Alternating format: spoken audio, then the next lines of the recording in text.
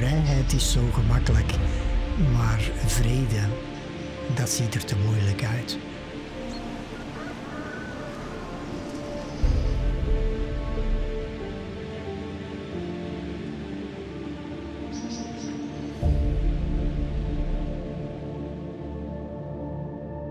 Toen ik ben beginnen dealen, ja, heel klein begonnen. Het eerste was zo van, gekocht iets van 500 frank, vroeger was dat nog Belgisch geld. Hè. En ik sneed er een klein stukje af, ik verkocht dat door voor 500, ik had dan toch gratis gerookt. Hè. Zo even heel klein begonnen, maar dan later kreeg ik een beetje geld van dealers en dan gaven ze mij 50 gram of zo en dan mocht ik dat achteraf betalen.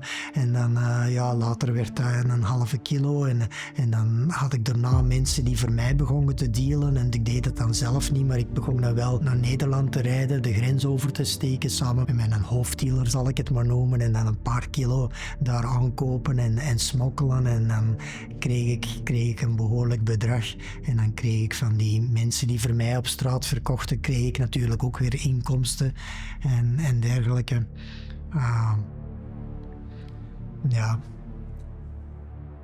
Maar ja, dat is niet het leven dat je wilt leiden. Toen ik besloot om naar Duitsland te vertrekken was ik 5 of 26 jaar. Ik woog nog 36 kilo. Ik was gewoon vel overbeen.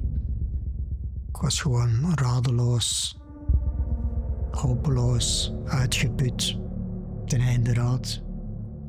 Ik zag mijn ouders ook bijna niet meer. Als ik ze zag, dan ging ik er naartoe zo tegen het middageten. Dan kon ik even wat mee eten daarna. En dan maakte ik meestal nog misbruik van de situatie om geld te stelen van hun. Maar niemand wil zo'n leven leiden.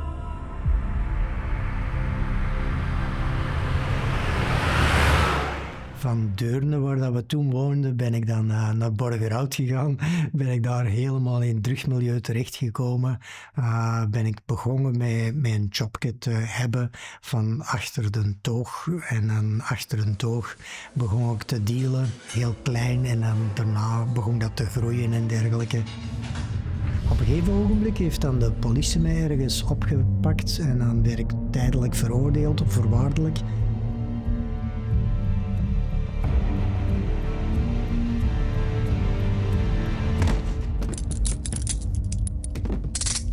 En ja, dan uit angst eigenlijk om terug betrapt te worden, ben ik gestopt met dealen, ben ik gestopt met drugs gebruiken. Maar mijn lichaam had iets nodig, mijn lichaam schreeuwde naar hulp. Ja, en dan ben ik beginnen drinken en dan na x aantal tijd, als ik dacht van politie houdt me niet meer in doog en dergelijke. Dan ben ik terug drugs beginnen gebruiken, ben ik terug beginnen dealen, maar ik kon de alcohol niet laten, dus vanaf toen is het eigenlijk echt een combinatie van drank en drugs, sterke drank tot een liter sterke drank op het laatste, gecombineerd met allerlei soorten drugs. En dat was gewoon een ramp, dat was gewoon vanaf dat ik wakker werd tot dat ik in slaap viel. Meestal was het niet gaan slapen, het was gewoon ergens uitvallen. En dat was gewoon een ramp. En na 7 jaar als drugdealer, 10 jaar verslaafd en 7 jaar dealer, dan was het echt zo van, het is genoeg, ik wil dit leven niet meer. Dan ben ik met autostop naar Duitsland getrokken. En in Duitsland ben ik echt zo van stad naar stad beginnen rondtrekken. En ik ging elke dag op zoek naar de winkelstraat.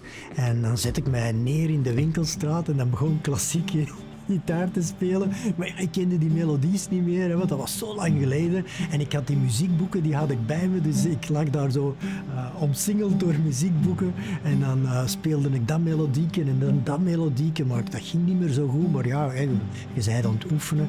Dan heeft het ongeveer een week geduurd voordat ik het eerste muntstukje hoorde vallen. En ja, dat was precies een goudblok die uit de hemel viel. Dat was zo van wauw. En toen begon ik ineens veel beter orkester te spelen. Ik denk dat ik toen al begon te zingen. Want ik ben op een gegeven moment overgeschakeld van dat klassiek spelen naar beginnen zingen. Maar ja, ik kende zomaar 2 melodietjes zo met 3, 4 akkoorden. Dat was altijd hetzelfde dat ik speelde. Maar ja, ik speelde dan zo 8 uren of zo op straat. Maar die mensen liepen voorbij, dus dat was voor die mensen allemaal nieuw, hè.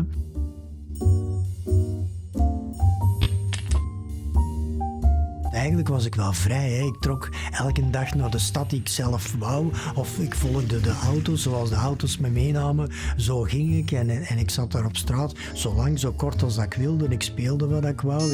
Ik sliep waar dat ik wou. Maar ja, vrede. In Keulen, daar kwam ik aan en ik was zo richting de Winkelstraat aan het wandelen 's morgens. Terwijl ik er voorbij wandelde, was er iemand die zo echt naar mij keek. Die kwam naar mij toe en die vroeg, mag ik met u praten? En ik zeg, ja, dat is goed. Die begon te praten, maar die begon te praten over God en over Jezus en over de Bijbel. En ik zeg, ophoppelen. Ik wil over alles praten, maar niet over God, niet over Jezus, niet over de Bijbel. Ophoppelen. Toen heeft ze me een vraag gesteld die het begin was van een levensverandering. Een vraag die eigenlijk heel mijn leven veranderd heeft. Wilt je de waarheid kennen? En toen hem die vraag stelde, was het alsof er een knop in mijn hoofd werd omgedraaid. En ik zei van ja, als er een waarheid is, wil ik ze kennen. Toen zei hij van, mag ik dan met u bidden? Ik begrijp nog steeds niet hoe dat ik het heb gedaan, maar ik zei ja, je mocht met mij bidden.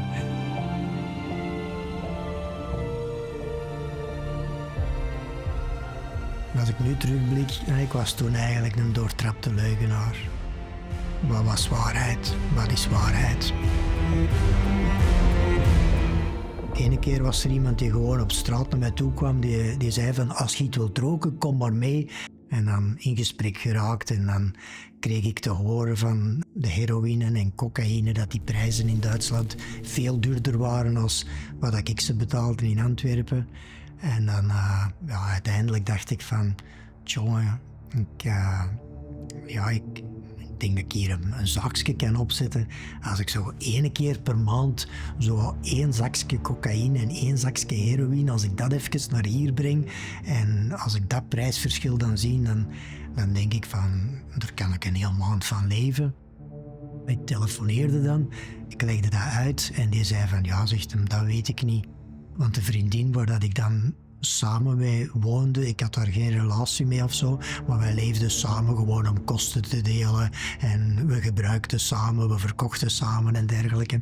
En hij zei van ja, die is gelovig geworden, die gelooft in Jezus nu. En ik dacht van, dat is onvoorstelbaar, dit is niet toevallig.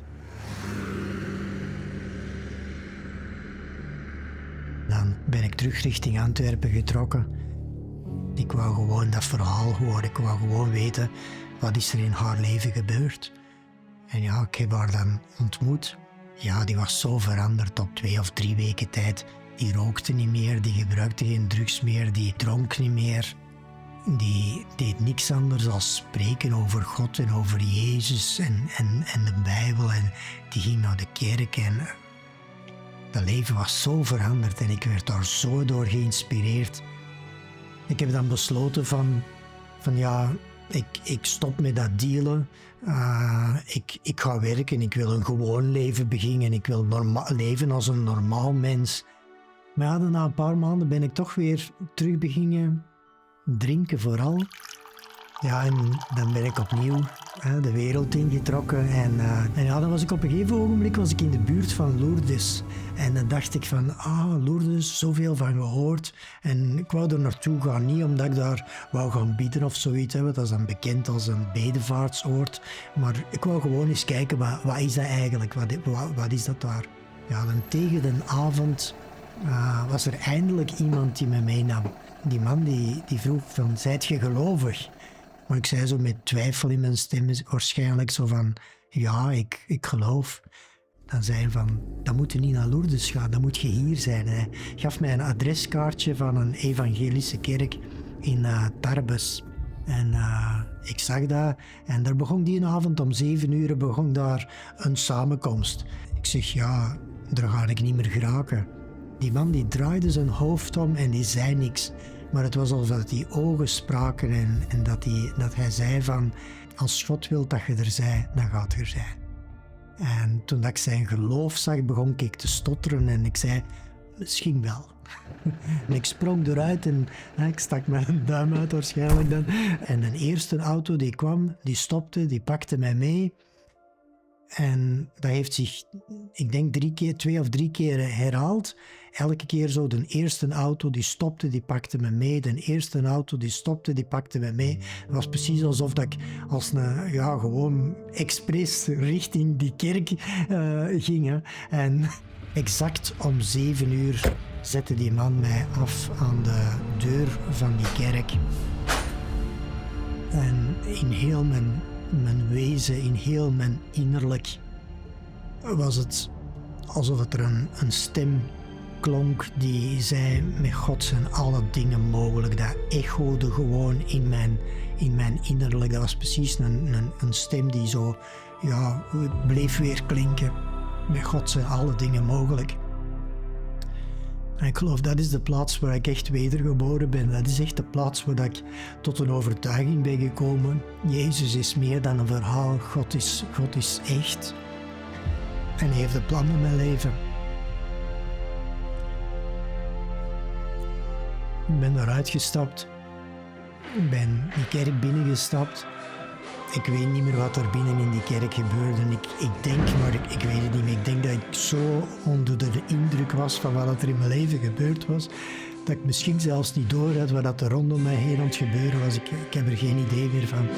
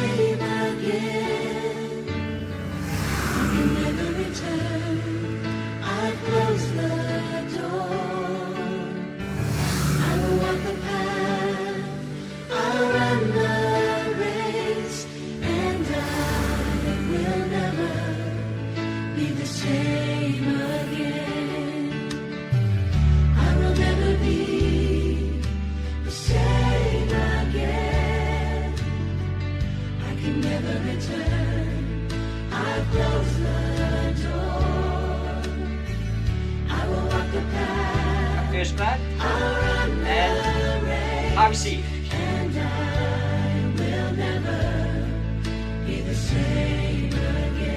Michel, kom maar binnen.